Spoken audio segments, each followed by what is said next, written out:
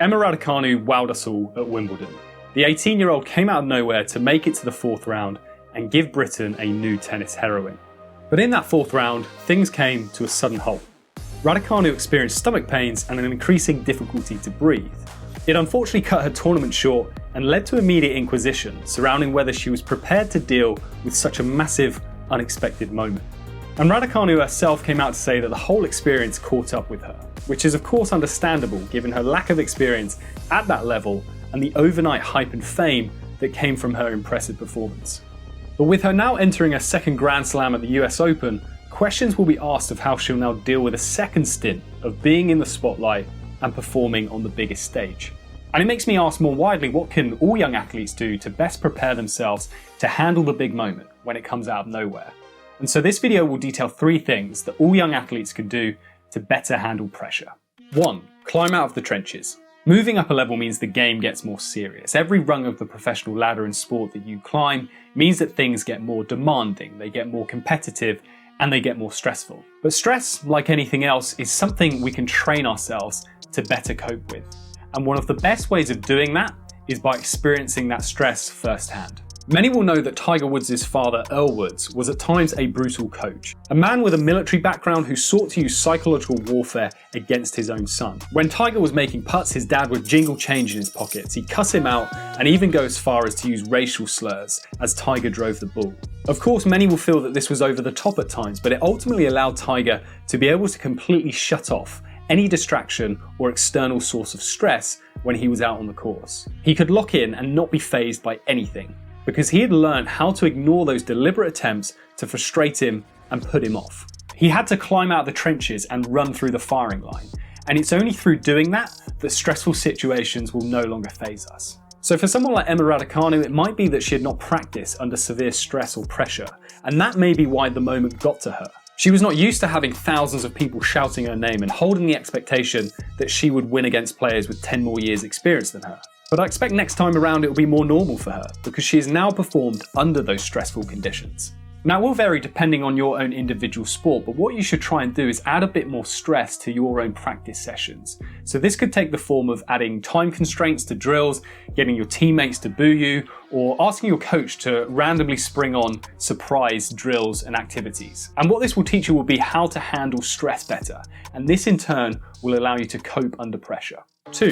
Visualize it all. Now I've done a previous video that's pretty comprehensive on mental imagery and visualization before, so check that out here. But in the context of handling pressure, there are a couple of things that are super important when it comes to successful visualization.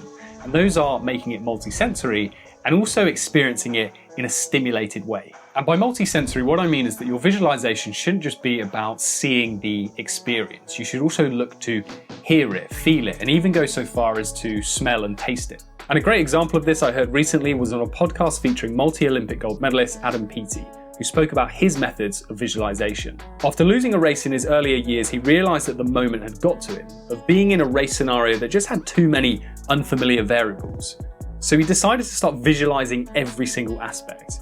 He even for practice swims would play out the pre-race announcements of the swimmers' names and the lanes they were in, along with crowd noise. This was a stimulated form of visualization to help facilitate and make it seem really real. Of course, it's not possible to fully replicate the feeling of tens of thousands of fans cheering or watching you, but there are things that can be done to somewhat recreate that real in-performance dynamic.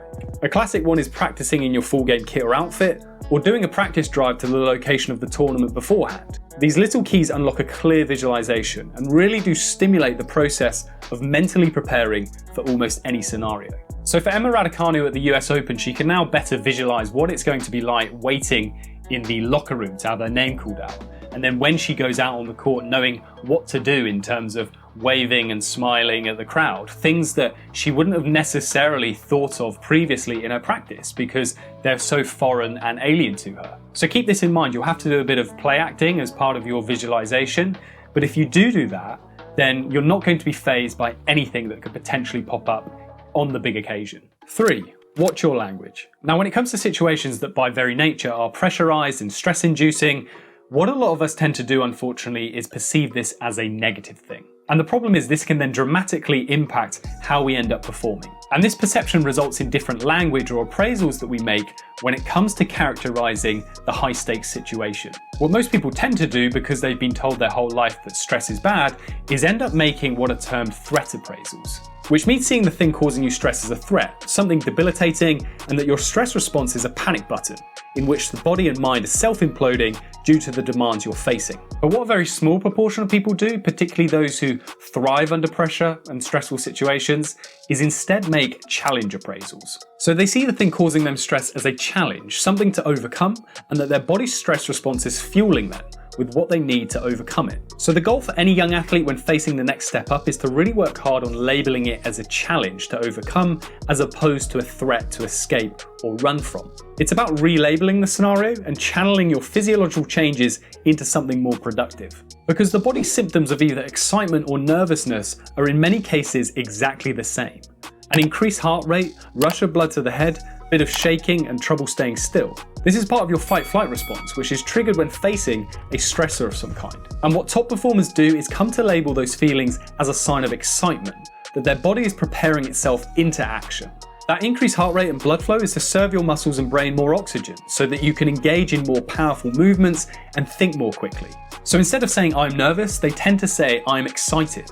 And this in turn can dramatically increase performance and also make the experience a lot more enjoyable. And a real giveaway for this is whenever you're watching penalty shootouts. You can almost predict whether a player will miss or score depending on how nervous they look, but I guarantee inside every single player is feeling butterflies in their stomach. Their heart is racing a bit faster than normal, but those who succeed and score are those who reappraise the situation as a challenge and understand these physical symptoms are there to help them.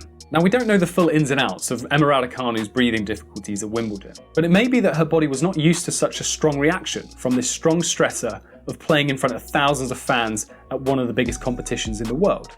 And instead of identifying these changes inside her as a potential positive and facilitator of performance, instead she might have just seen them as a system override, and this would have caused panic, her to then obsess over them more, until they got so severe that unfortunately she had to withdraw from the match. So just think about this the next time you step up a level, because I can almost guarantee you're going to feel these weird changes inside your body. It's just completely natural. But the key is to recognize that these are actually here to help and facilitate performance. And so you just need to reappraise the situation into a challenge as opposed to a threat. And if you do so, this is going to help you perform under pressure. And another thing to help with rechanneling those physiological changes in the right way is to use body language effectively. So check out this next video here to find out more.